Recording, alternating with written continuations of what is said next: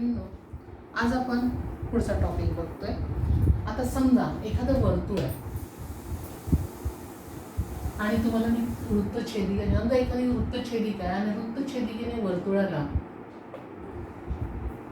दोन बिंदूमध्ये छेदलेलं आहे, ए आणि बी. त्यामुळे वर्तुळाचे किती भाग झालेले आहेत? दोन भाग झालेले आहेत, बरोबर आहे. आता हे जे दोन भाग झालेले आहेत त्याला काय म्हटलं होतं? तर त्याला म्हटलं होतं कंस असं म्हटलं होतं. वर्तुळ कंस म्हटलं होतं किंवा कंस म्हटलं होतं. आता दोन कंस तयार झाले बघा, ए एक्स बी आणि ए वाय बी. आता हा जो ए एक्स बी आहे हा लहान आहे म्हणून त्याला काय म्हटलं होतं? लघुकंस. याला काय म्हटलं होतं? लघुकंस ए एक्स बी. आणि हा मोठा आहे त्यामुळे ह्याला म्हटलं होतं विशाल कंस ए वाय बी. मी तुम्हाला कंस कसे वाचायचे लक्षात आलं? छोटा असेल तर लघुकंस, मोठा असेल तर आपण त्याला विशाल कंस असं म्हणतो. किंवा समजा एक वर्तुळ आहे, केंद्र ओ आहे आणि त्या कोणाचा शिरोबिंदू, वर्तुळ केंद्र, एखादा कोण आहे आणि त्या वर्तुळाचा शिरोबिंदू हा वर्तुळ केंद्रावर असेल.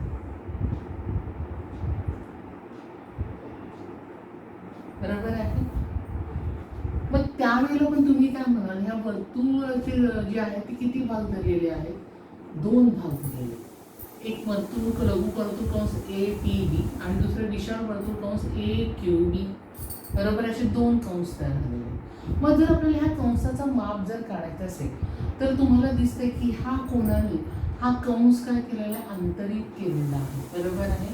म्हणून ह्या लघुकंसाचं जे माप आहे ए पी बी ह्याचं माप हे केंद्रीय कोन आहे एकच. समजा हा केंद्रीय कोन जो आहे हा θ अंश असेल तर एपीबीचं माप पण किती येणार आहे? θ अंश. मेन म्हणजेच काय? माप कंस किंवा लघुकंस म्हणा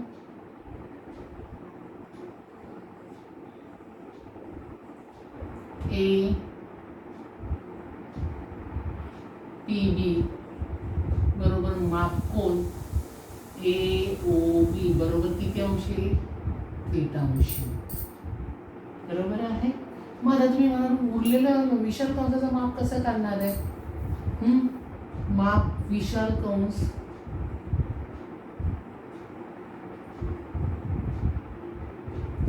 ए वाय बी बरोबर. आता आपल्या लघुकंसाचं माप आपण म्हटलं की केंद्रीय कोन आहे काय? बरोबर आहे. तर हा जो कोन आहे हा केंद्रीय कोन आहे, केंद्राला जोडलेला आहे. मग आता ह्याचं माप कसं करणार? तर तुम्हाला माहिती पूर्ण वर्तुळाचं माप किती असतं? 360 अंश. म्हणजेच काय? विशाल कंस ए वाय बी बरोबर 360 अंश वजा माप लघुकंस ए पी बी. म्हणजे अशा रीतीने आपण विशाल कंस पण माप करू शकतो. पण समजा जर अर्धवर्तुळ असेल तर तुमच्याकडे कोन माप आहे काय? बरोबर आहे. मग अर्धवर्तुळाचं माप पूर्ण किती असतं? बरोबर आहे, 180 अंश. अर्धवर्तुळाचं माप किती असतं? 180 अंश असतं आणि पूर्ण वर्तुळाचं माप असतं 360 अंश. आता आपण समजा आणखी एक उदाहरण देते की समजा दोन पुस्तकामध्ये तुमचं लक्ष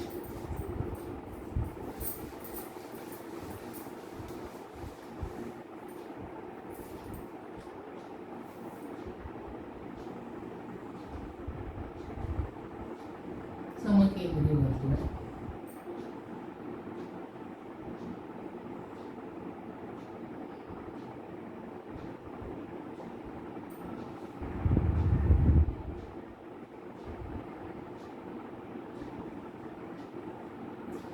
हा कोन जर 70 अंश असेल तर कंस ए बी पण 70 अंश आहे. बरोबर आहे. बरोबर आहे की नाही? आणि सुद्धा हा पण कंस 70 अंश असेल तर कंस सी डी पण किती आहे? 70 अंश असते. मग दोन जर कोणाची मापं जर सारखी असतील तर कंसाची मापं पण सारखी असणार आहे. बरोबर आहे. कारण त्यांच्या त्रिज्या कशा आहेत? सारख्याच आहे, बरोबर आहे. म्हणजे दोन्ही कंस परस्परांशी कसे असतात, एकरूप. म्हणजे कंस ए बी एकरूप कंस सी डी, किंवा कंस पी क्यू एकरूप कंस आर एस. कारण दोघांच्या त्रिज्यांची मापं आणि केंद्र कोणाचं माप जर सारखंच असेल तर ते दोन्ही कंस कसे असतात, एकरूप असतात. केव्हा एकरूप असतात, जेव्हा केंद्रीय कोणाचं माप पण सारखं असेल आणि शिवाय त्याची जी त्रिज्या आहे ती पण समान लांबीची किंवा समान मापाची असेल, तेव्हा ते दोन कंस कसे असतात, एकरूप असतात. म्हणून तुम्ही म्हणू शकता की कंस ए बी एकरूप कंस सी डी, किंवा आणखी म्हणू शकता कंस सी डी पी क्यू एकरूप कंस एस आर. कारण बघितलं तर पी क्यू आणि एस आरच्या मग त्रिज्या पण सारख्या मापाची आहे आणि कोण पण सारखाच आहे, त्यामुळे ते दोन्ही एकरूप आहे. लक्षात आलं. म्हणजे कंस केव्हा एकरूप असतो, जेव्हा केंद्रीय कोन पण एकरूप असतो आणि त्याची त्रिज्या पण समान मापाची असेल, त्यावेळी ते एकरूप असतात. पण समजा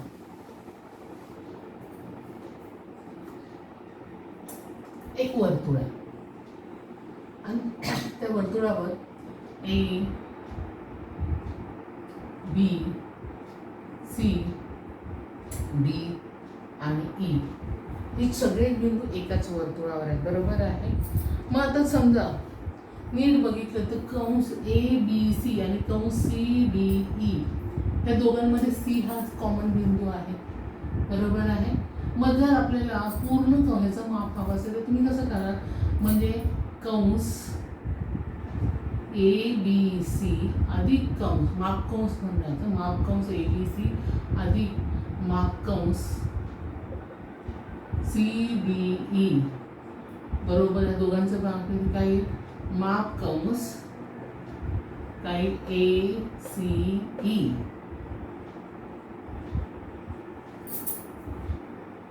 हा कंसाच्या मापाचा बेरजेचा गुणधर्म तुम्ही वापरू शकता.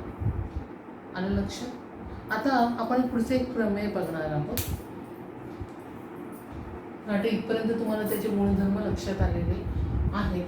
आता आपण पुढचं प्रमेय बघतोय.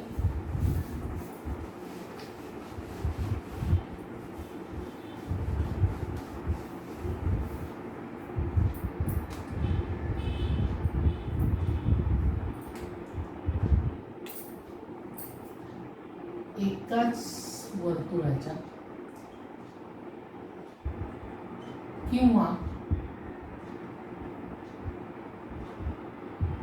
एकरूप वर्तुळाच्या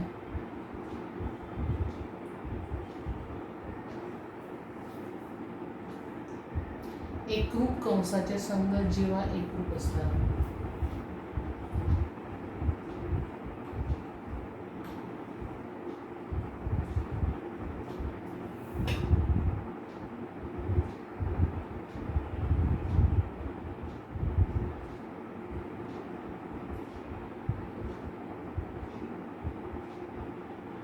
काय आपलं प्रमेय, एकरूप वर्तुळाच्या किंवा एकाच वर्तुळाच्या किंवा एकरूप वर्तुळाच्या एकरूप कंसाच्या संगत जीवा एकरूप असतात.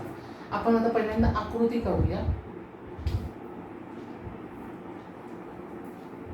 समजा हे वर्तुळ आहे, बरोबर आहे. बी हे त्याचं केंद्र आहे आणि एसी ही जीवा आहे.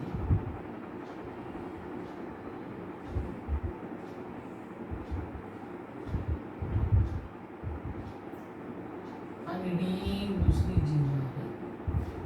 कंस आहे ए पी सी आणि डी क्यू ई, बरोबर आहे. मग आपण लिहायला सुरुवात करूया. पक्ष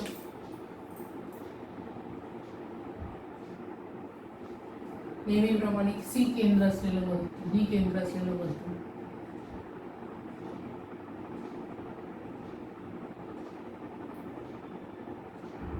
वर्तुळात काय त्यांनी सांगितलंय, एकरूप कंस. मग कोणता एकरूप कंस आहे, कंस ए पी सी एकरूप कंस D Q E.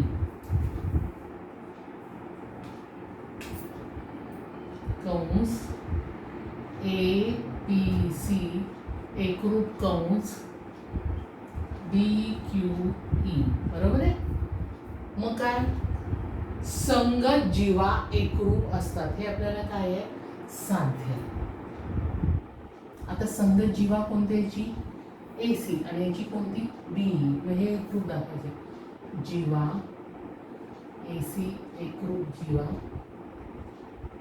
D E हे आपल्याला दाखवायचं आहे. बरोबर आहे. मग आता मग सिद्ध करायला सुरुवात करूया. आता नीट आकृतीकडे बघा.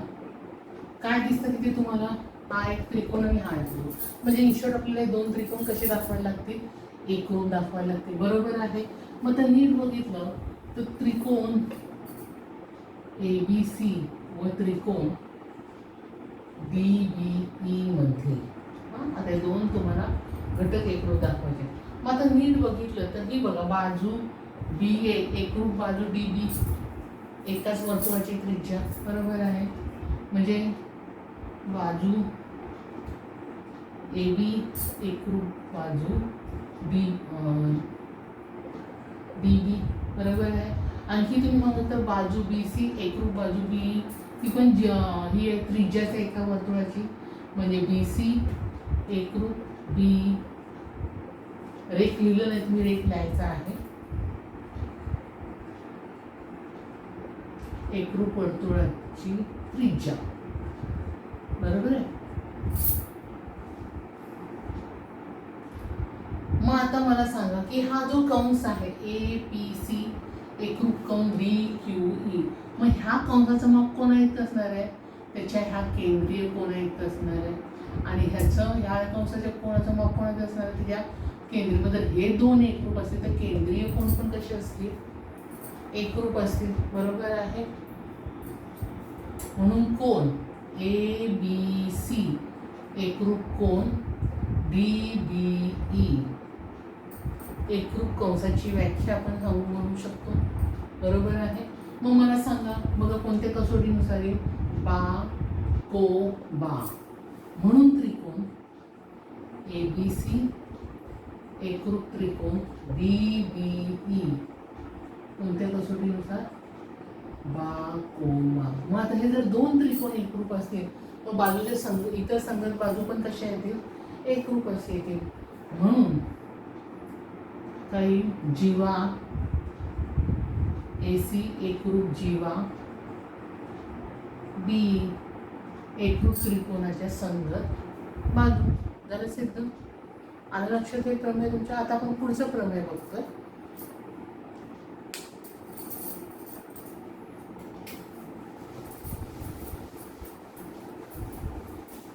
आता याचा व्यत्यास म्हणायला देखील हरकत नाहीये.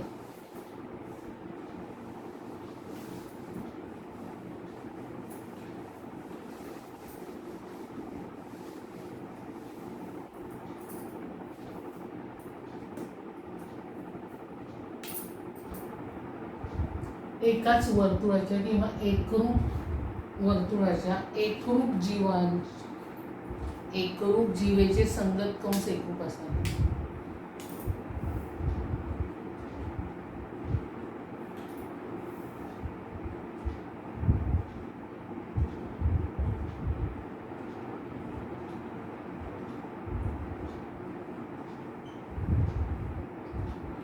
इथे पण आपण आकृती काढूया.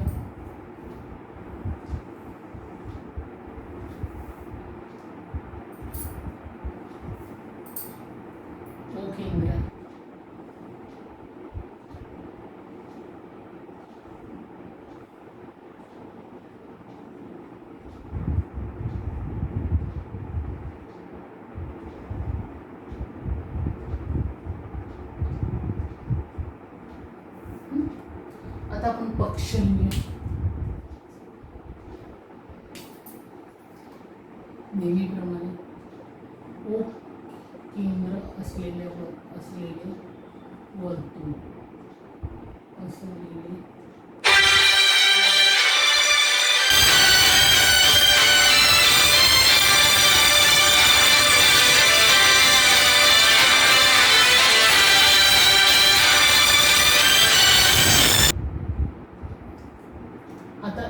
एकाच वर्तुळाच्या एकरूप जीवा. मग जीवा कोणत्या आहे? पी क्यू आणि आर एस. मग जीवा पी क्यू एकरूप जीवा आर एस. बस काय आहे त्याचे संगत कंस, कोण नाही, संगत कंस एकरूप असतात. मग साध्य काय येईल? त्याची संगत कोण कंस आहे? पी एम क्यू आणि याचा कोणता आहे? R N S. म्हणजे कंस पी एम क्यू एकरूप कंस आर एन एस हे आपल्याला सिद्ध करायचं आहे. बरोबर आहे. आता हे सिद्ध करताना त्याचप्रमाणे इथे देखील दोन त्रिकोण आहेत. म्हणजे इन शॉर्ट हे दोन त्रिकोण आपल्याला काय करावे लागतील? एकरूप दाखवायला. हां, आता कोणकोणते त्रिकोण आहे? त्रिकोण बघा O P Q, O P Q आणि दुसरा त्रिकोण ओ आर एस मध्ये. आता आपण सांगायचं आता आपल्याला त्यांनी ऑलरेडी काय दिले? जीवा एकरूप आहे. कोणती जीवा? ही जीवा एकरूप आहे. बरोबर. मग आपण ती पहिली लिहूया. पी क्यू एकरूप आर एस,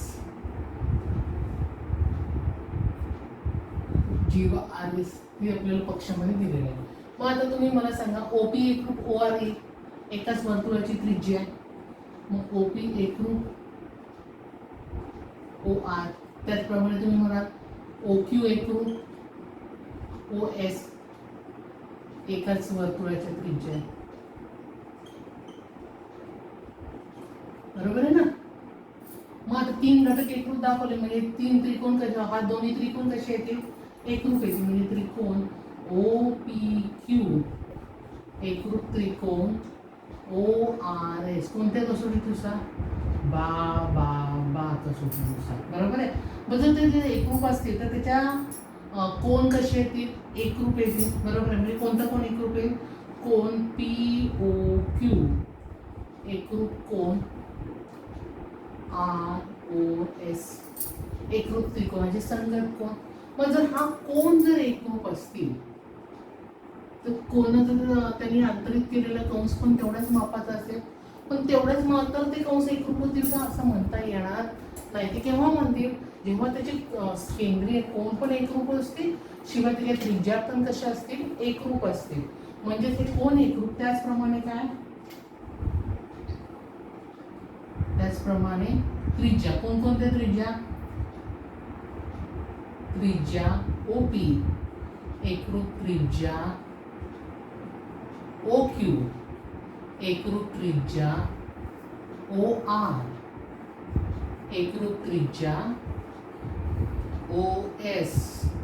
म्हणजे नुसतं कोण नाही तर त्याची त्रिज्या पण जर एकरूप असतील तर तो कंस कसा येईल? एकरूप येईल. म्हणजे कंस पी एम क्यू एकरूप कंस आर एन एस. म्हणजे नुसतं केंद्रीय कोण नको तर त्याच्या त्रिज्या पण आपल्याला एकरूप असाव्या लागतात, तेव्हा ते एकरूप असतात. मला ते समजलेले दोन्ही प्रमेय तुम्हाला. थँक्यू.